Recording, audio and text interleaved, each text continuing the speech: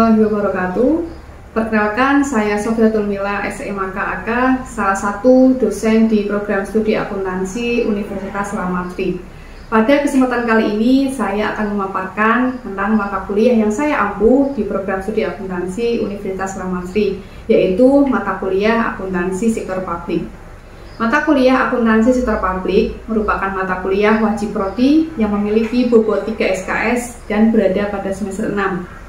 Mata kuliah ini diharapkan dapat memberi kemampuan kepada mahasiswa untuk mengetahui tentang gambaran yang utuh dan komprehensif tentang teori, konsep akuntansi sektor publik baik pada organisasi pemerintahan maupun pada organisasi non-pemerintahan. Metode pembelajaran yang digunakan dalam mata kuliah akuntansi sektor publik ini menggunakan metode delivery, interaction, dan assessment. Pada mata kuliah akuntansi sektor publik memiliki capaian pembelajaran lulusan yang terdiri dari 4 aspek, yaitu sikap, keterampilan umum, keterampilan khusus, dan pengetahuan. Untuk aspek yang pertama, yaitu aspek sikap, terdiri dari 2 bagian. Yang pertama adalah menunjukkan sikap bertanggung jawab atas pekerjaan di bidang keahliannya secara mandiri maupun berkelompok. Yang kedua, menginternalisasi norma, nilai, dan etika akademik. Kemudian aspek yang kedua, yaitu aspek keterampilan khusus, terdiri dari 2 bagian. Yang pertama adalah mampu secara mandiri mengaplikasikan dan menyusun penganggaran dan laporan keuangan pemerintahan dan non-pemerintahan, meliputi konsep penganggaran, sistem pengendalian manajemen sektor publik, akuntabilitas, dan pengelolaan serta pelaporan keuangan di berbagai organisasi sektor publik. Yang kedua, memiliki sikap dan perilaku bertanggung jawab atas profesi yang akan dijalani. Kemudian aspek yang ketiga, yaitu aspek keterampilan umum, terdiri dari 2 bagian. Yang pertama, mampu menerapkan pemikiran logis, kritis, sistematis, dan inovatif dalam konteks pengembangan atau implementasi ilmu pengetahuan dan teknologi yang memperhatikan dan menerapkan nilai humaniora yang sesuai dengan bidang keahliannya. Yang kedua, mampu mengambil keputusan secara tepat dalam konteks penyelesaian masalah di bidang keahliannya berdasarkan hasil analisis informasi dan data. Kemudian dari aspek pengetahuan terdiri dari 1 bagian, yaitu menguasai konsep teoritis secara mendalam tentang penganggaran dan pelaporan keuangan pada organisasi pemerintahan maupun organisasi non-pemerintahan. Selanjutnya, untuk capaian pembelajaran mata kuliah atau CPMK pada mata kuliah akuntansi sektor publik, ini ada 4 bagian, yaitu yang pertama, mahasiswa memiliki kemampuan menyusun penganggaran dan laporan keuangan sektor pemerintahan maupun non-pemerintahan. Yang kedua, mahasiswa memiliki kemampuan menganalisis laporan keuangan pemerintah daerah. Yang ketiga, mahasiswa mampu membedakan laporan keuangan akuntansi sektor publik dan sektor swasta. Dan yang keempat, mampu memahami pertanggungjawaban sektor publik. Kemudian, untuk kemampuan akhir tiap tahapan belajar atau sub CPMK, terdapat 14 capaian yang akan saya tampilkan pada gambar berikut ini. Sistem pembelajaran yang saya gunakan di kelas yaitu sistem Student Learning Center, yaitu metode pembelajaran yang menempatkan mahasiswa sebagai subjek pembelajaran, sehingga mahasiswa akan belajar lebih aktif, kreatif, dan inovatif. Sistem SLC dalam pembelajaran saya ada 3. Yang pertama, pembelajaran interaktif, yaitu dosen memaparkan materi dan memberikan pertanyaan kepada mahasiswa serta meminta pendapat mahasiswa. Yang kedua adalah metode group discussion yang melibatkan antar kelompok mahasiswa untuk menganalisis fenomena atau isu terkini yang berkaitan dengan mata kuliah.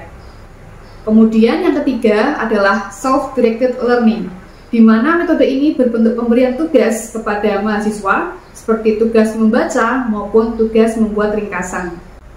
Selanjutnya, untuk mengukur kemampuan mahasiswa secara objektif dalam menerima materi pembelajaran, saya menggunakan beberapa indikator, yaitu yang pertama, kehadiran dan keaktifan mahasiswa dengan bobot 20%, tugas individu sebesar 10%, kemudian tugas kelompok sebesar 10%, serta ujian tengah semester dan ujian akhir semester masing-masing memiliki bobot 30%.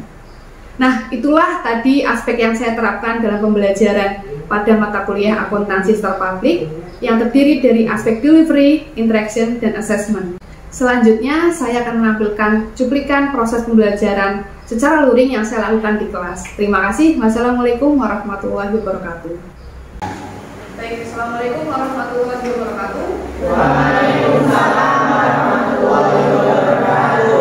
Selamat pagi, A4 dan juga A6. Pagi. Sehat? Sehat. Semoga kita selalu diberikan kesehatan ya dan tetap semangat untuk kuliahnya. Oke, pada hari ini kita akan belajar akuntansi sektor publik ya, sesuai dengan mata kuliah kita. Setelah pertemuan sebelumnya kan kita membahas tentang kontrak perkuliahan dan juga LPS ya. Nah, hari ini kita memulai untuk bab 1 atau pertemuan 1, yaitu tentang karakteristik dan lingkungan sektor publik. Nanti akan saya paparkan materi terkait juga dengan karakteristik dan lingkungan sektor publik, dan silakan nanti bagi teman-teman yang sudah mempunyai buku ya, yang sudah saya share kemarin terkait dengan judulnya dan pengarangnya, bisa dibuka. Untuk yang materi pertama ini kita pakai di bukunya Prof. Mahdiasmo ya, yang kemudian seperti ini. Nanti untuk yang setelah UTS kita beda lagi menggunakan Prof. Mahmudi atau dari karangan Mahmudi ya, sama akuntansi sektor publik ya. Oke, jadi untuk hari ini nanti ada beberapa poin yang perlu kita bahas, yaitu tentang pengertian dan ruang lingkup akuntansi sektor publik ya, sesuai dengan LPS. Kemudian yang kedua, sifat dan karakteristik akuntansi sektor publik, dan nanti akan disebutkan juga value for money. Nah, nanti di beberapa pertemuan ke depan kita akan sering membahas value for money. Kemudian juga perbedaan dan persamaan sektor publik dan sektor swasta. Kemudian tujuan akuntansi sektor publik dan perkembangan akuntansi sektor publik. Nanti akan saya sampaikan, dan setelah sesi pemaparan materi nanti akan ada tugas ya untuk teman-teman melakukan presentasi di minggu depan. Nanti untuk kelompoknya nanti akan saya share di grup ya, supaya lebih efektif dan nanti bisa menyesuaikan masing-masing materi atau kegiatan belajarnya gitu ya. Oke, langsung saja untuk materi kita hari ini, yaitu karakteristik dan lingkungan sektor publik. Nah, teman-teman silakan yang sudah punya buku bisa dibuka bukunya ya. Nanti kita juga menyimak dari sumber yang ada di bukunya Prof. Mahdiasmo di bab 1. Oke. Yang pertama yang perlu kita pelajari terkait karakteristik dan lingkungan sektor publik, yaitu pengertian ruang lingkup dan akuntansi sektor publik ya. Akuntansi sektor publik memiliki kaitan yang erat dengan penerapan dan perlakuan akuntansi pada domain publik. Nah, apa itu domain publik? Oke, kita bahas ya. Domain publik sendiri memiliki wilayah yang lebih luas dan kompleks dibandingkan dengan sektor swasta. Luasan wilayah publik tidak hanya disebabkan luasnya jenis dan bentuk organisasi yang berada di dalamnya. Nah, contoh domain publik adalah salah satu lembaga yang ada di pemerintahan kita, yang punya otorisasi kuat dan wewenang kuat untuk mengatur organisasi yang di dalamnya dan juga mengatur masyarakat yang ada di lingkungan tersebut. Ya. Nah, bukan hanya bergantung pada luasnya jenis dan bentuk organisasi yang ada di dalamnya, akan tetapi juga karena kompleksnya lingkungan yang mempengaruhi lembaga publik tersebut.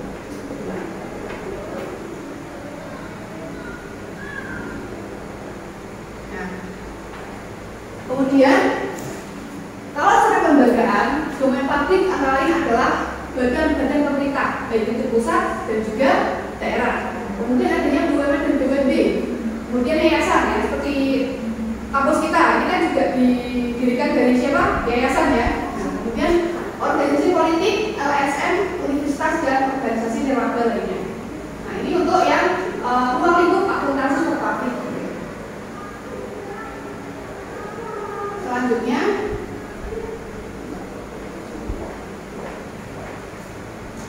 nah, kemudian istilah sektor publik sendiri memiliki pengertian yang bermacam-macam. Dari sudut pandang ilmu ekonomi, sektor publik dapat dipahami sebagai suatu entitas yang aktivitasnya itu berhubungan dengan usaha untuk menghasilkan barang dan jasa, ya, atau pelayanan atau infrastruktur, ya, dalam rangka juga hak publik. Kemudian beberapa tugas dan fungsi sektor publik juga dapat dilakukan oleh sektor swasta. Nah, contohnya apa? Nah, kita bahas ya. Misalnya layanan komunikasi. Kalau layanan komunikasi itu contohnya apa kalau di sekitar kita? Provider kalian itu apa namanya? Banyak ya, Telkomsel, Indosat, Tri, ya, banyak sekali. Ya. Kemudian itu kan juga sebenarnya harusnya disediakan oleh sektor publik ya, tapi juga bisa disediakan oleh sektor swasta. Kemudian penarikan pajak, ya. Kemudian juga pendidikan. Nah, pendidikan yang ada yang memang sudah di bawah wewenang pemerintah ya atau negara, tiap negara, dan juga ada yang dari swasta ya atau yayasan. Kemudian juga yayasan yang kepemilikannya itu bukan tunggal tapi banyak orang ya, banyak investor. Bisa. Kemudian transportasi publik. Nah, contohnya apa Pak transportasi publik? Apa? BRT ya. Itu kan juga dibantu oleh pemerintah ya, dan juga bisa dilakukan oleh sektor swasta. Dan sebagainya. Kemudian ada pun beberapa tugas sektor publik yang tidak bisa digantikan oleh sektor swasta. Misalnya adalah fungsi birokrasi pemerintahan. Nah, contohnya apa? Ada yang mau jawab? Mbak Puji. Oke, apa Mbak? Contoh fungsi birokrasi pemerintahan. Contoh fungsi birokrasi pemerintahan yaitu pemerintah mempunyai kebijakan yang harus diikuti masyarakat sekitar wilayah pemerintah tersebut. Bahkan sektor swasta harus mengikuti regulasi tersebut. Oke, ya. Jadi ada beberapa tugas ya, atau ada tugas sektor publik yang memang tidak bisa digantikan oleh sektor swasta. Yaitu tadi adalah adanya fungsi birokrasi pemerintahan. Ya. Jadi salah satu tugas dan wewenang pemerintah itu kan juga mengeluarkan regulasi ya atau kebijakan yang itu harus diikuti oleh masyarakat yang ada di sekitar pemerintahan tersebut dalam organisasi pemerintahan tersebut ya. Bahkan perusahaan yang ada di wilayah pemerintahan tersebut juga harus mengikuti regulasi yang dibuat oleh pemerintah atau kebijakan yang dibuat oleh pemerintah gitu ya.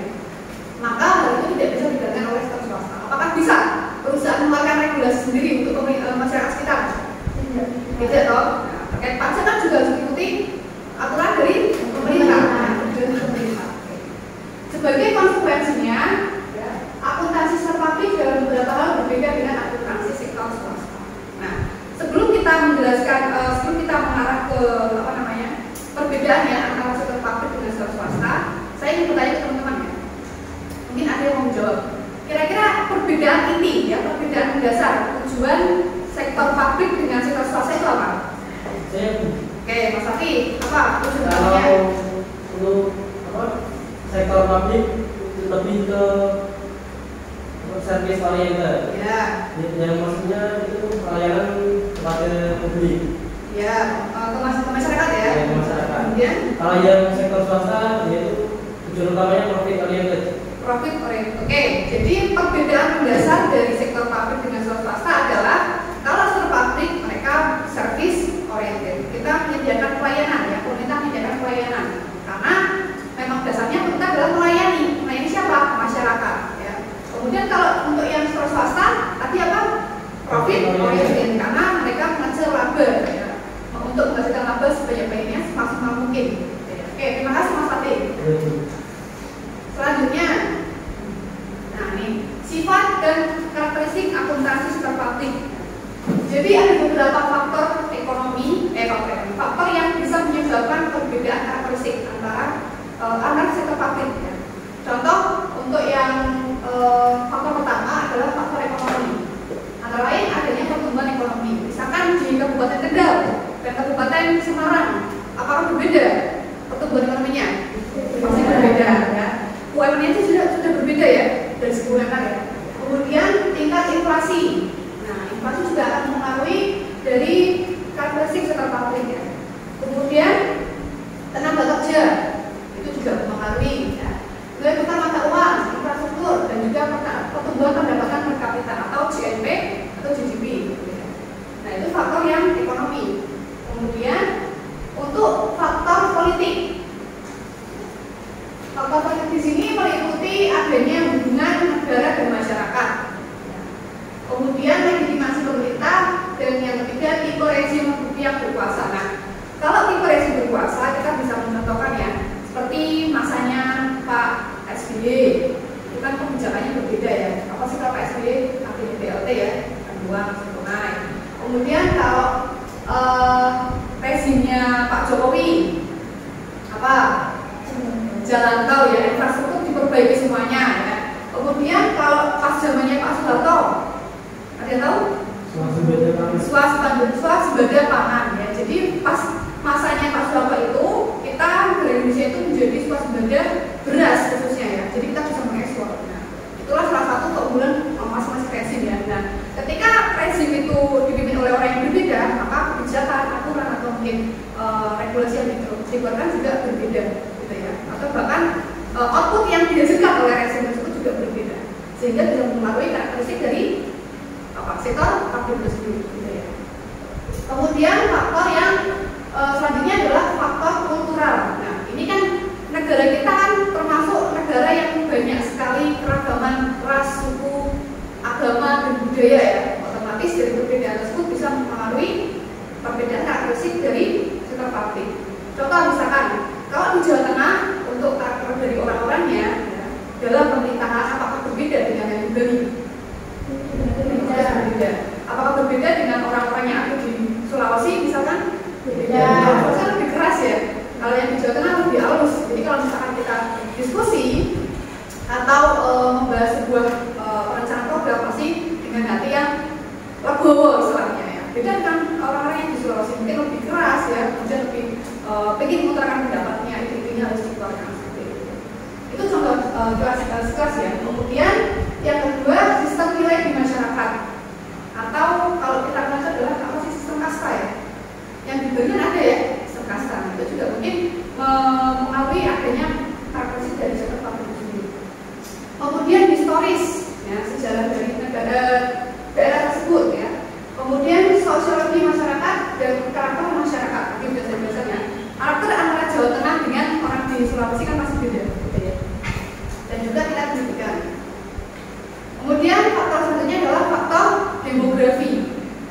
Untuk faktor demografi itu antaranya adalah pertumbuhan penduduk, kemudian struktur usia penduduk, migrasi, tingkat kesehatan. Nah, struktur usia penduduk ini akan mengetahui ya, apakah masyarakat atau orang-orang yang ada di lingkungan tersebut dalam masa usia produktif untuk menghasilkan apa, pendapatan yang maksimal, misalkan seperti itu juga akan mempengaruhi, gitu ya.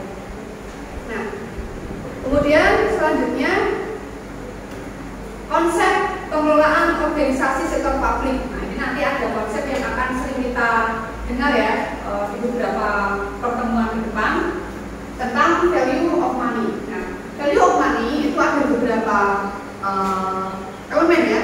Yang pertama adalah ekonomi, efisien, dan juga efektivitas. Kalau ekonomis itu apa sih? Ekonomis apa?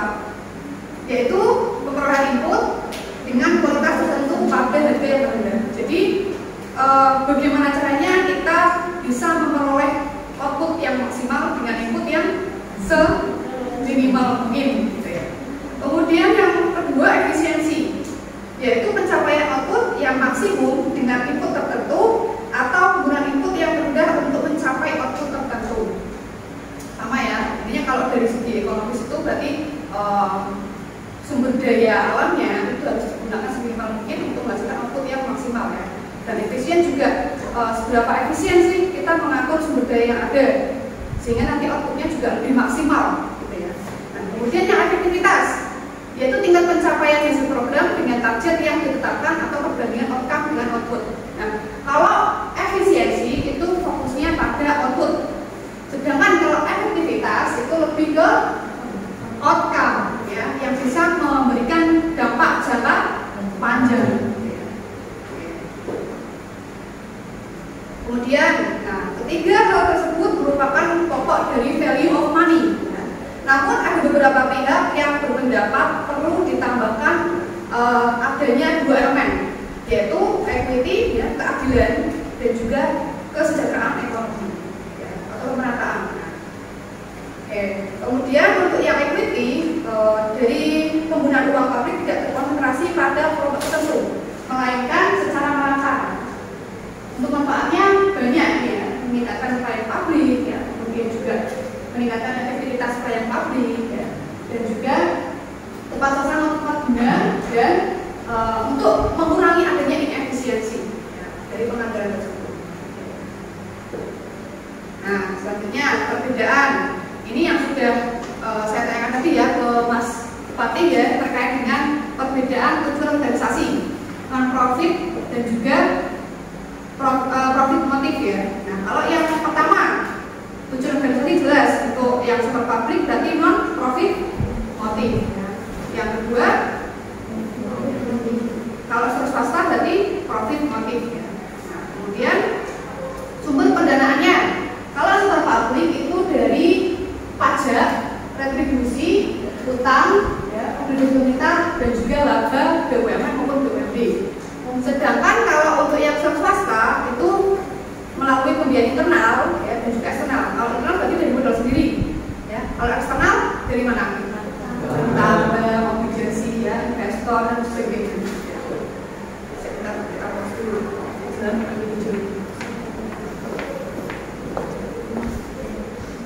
Aman.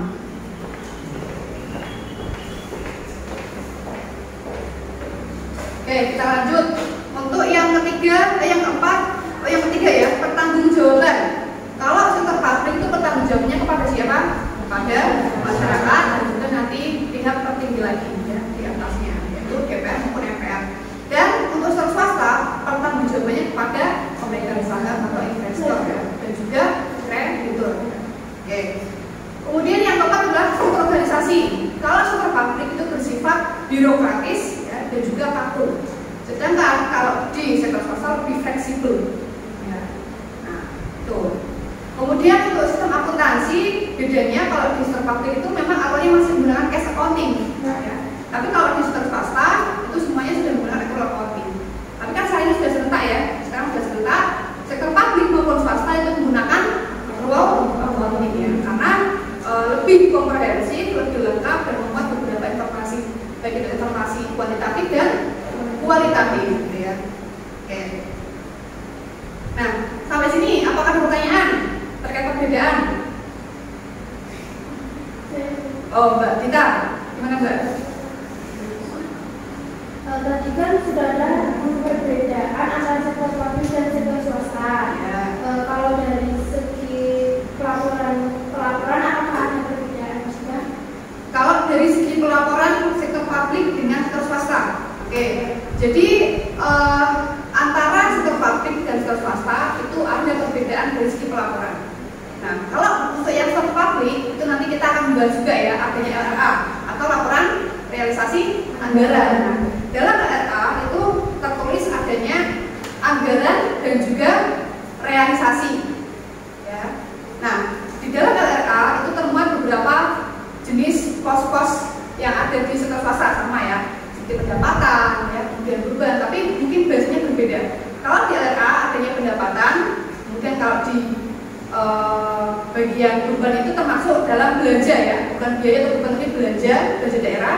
Kemudian ada juga transfer ya, transfer dari pemerintah pusat dan juga transfer ke bantuan keuangan lainnya ya, untuk pemda lainnya. Nah, kemudian itu dari LRA ya. Kalau yang paling menonjol yang perbedaan dari laporan sektor publik maupun sektor swasta, kalau sektor swasta kan hanya mencakup neraca ya, kemudian beban ekuitas, kemudian juga laba rugi gitu ya. Tapi kalau di sektor publik itu ada perbedaan yang mendominasi, yaitu adanya laporan operasional. Apa itu laporan operasional? Ada yang tahu mungkin? Belum tahu ya, nanti kita bahas ya di materi kedepannya. Kalau laporan operasional ini saya jelaskan secara singkat ya. Laporan operasional itu terdiri dari pendapatan, kemudian belanja dan juga pembiayaan. Nah, nanti di dalamnya ada surplus atau defisit. Nah, kemudian ada lagi laporan yang memang membedakan dengan sektor swasta, yaitu laporan perubahan saldo anggaran lebih. Nah, itu nanti mengakumulasi antara silpa tahun sebelumnya dengan silpa tahun berjalan. Ya, diakumulasi dan itu Nah, itu untuk perbedaan dasar dari pelaporannya ya Mbak Duta ya. Sampai sini paham ya Mbak ya? Ya, paham. Oke. Baik, itu tadi ya untuk perbedaannya, bagian tujuan organisasi, kemudian juga sumber pendanaan, sampai tadi ditanyakan juga terkait pelaporannya. Ada perbedaan antara sektor swasta dan sektor publik. Nah, kemudian persamaannya apa? Tadi sudah kita bahas perbedaan. Sekarang persamaannya ya. Persamaan sektor publik dan sektor swasta. Kedua sektor merupakan bagian integral dari sistem ekonomi di suatu negara dan menggunakan sumber daya yang sama untuk mencapai tujuan organisasi. Apakah berbeda sumber dayanya? Tidak mungkin ya. Artinya SDM, kemudian SDA semuanya sama ya. Karena keduanya juga sama-sama memproduksi barang dan jasa. Kalau bedanya kalau satunya untuk profit oriented ya, untuk menghasilkan laba, kalau satunya lagi untuk pelayanan ya, infrastruktur dan memberikan kebutuhan masyarakat sekitarnya. Gitu ya. Kemudian yang kedua, ya, keduanya menghadapi masalah yang sama, yaitu kelangkaan sumber daya sehingga dituntut untuk menggunakan sumber daya organisasi secara ekonomis, efisiensi dan efektif. Ya. Karena kita ketahui ya, kalau teman-teman pernah belajar ekonomi makro, sumber permasalahan terbesar di ekonomi kita yaitu adanya kelangkaan sumber daya alam.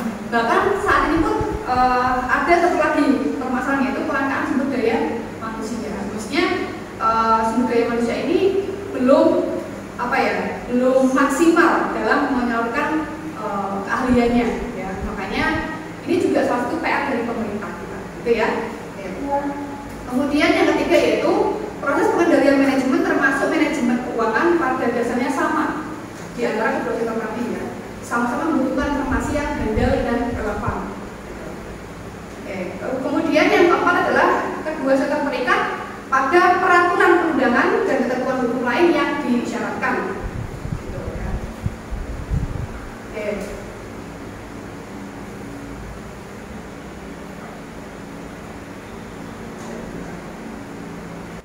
Kita lanjutkan untuk pembahasan selanjutnya adalah terkait dengan akuntabilitas publik ya. Jadi untuk akuntabilitas publik adalah kewajiban pihak pemegang amanah ya. Atau kalau di sini itu kita sebutkan agen dan prinsipal. Ya. Pernah dengar teori agensi? Belum pernah ya. Nah, kan kalau kita sudah belajar terakuntansi pasti sudah dipelajari ya terkait teori agensi. Jadi kalau di sektor publik ya, kewajiban pihak pemegang amanah antara agen untuk memberikan pertanggungjawaban, menyajikan dan melaporkan dan mengungkapkan segala aktivitas dan kegiatan yang menjadi tanggung jawab kepada pemberi amanah prinsipal. Nah, di sini untuk agennya siapa? Kalau di sektor swasta, agennya siapa? Pihak manajemen atau pihak pengelola perusahaan. Kalau untuk yang prinsipal, pemegang saham. Nah, kalau di sektor publik pemerintahan apa? Agennya siapa? Agennya Menteri. siapa? Menteri. Siapa? Masa agen menteri? Siapa? Agennya adalah pemerintah, ya. Sedangkan kalau prinsipal masyarakat. Karena kan kalau pemerintah itu tugasnya apa? Memberikan pelayanan maksimal ya kepada siapa? Masyarakat. Oke, itu ya. Nah, jadi untuk agen yaitu memberikan pertanggungjawaban, menyajikan, melaporkan dan mengungkapkan segala aktivitas. Kemudian kalau pemberi amanah atau prinsipal yaitu yang memiliki hak dan kewajiban untuk meminta pertanggungjawaban tersebut. Kalau misalkan sudah ada laporan keuangan, ya kan pasti diadakan dulu, kemudian direalisasi. Nah, kira-kira perlu nggak itu bertanggungjawabkan untuk mengalokasiannya? Apakah sudah efektif atau belum? Perlu nggak? Perlu ya. Nah, makanya ada BPK. BPK kan tugasnya mengawasi dan juga mengaudit kira-kira pemerintah daerah tersebut sudah maksimal atau belum dalam pengadaan, gitu ya. Selanjutnya privatisasi. Nah, apa itu privatisasi? Salah satu upaya mereformasi perusahaan publik untuk meningkatkan efisiensi dan efektivitas perusahaan publik. Jadi contohnya ini, perusahaan sektor swasta itu juga bisa diakui oleh publik. Kalau misalnya sudah menuju kolaps ya, bisa dibantu diakuisisi.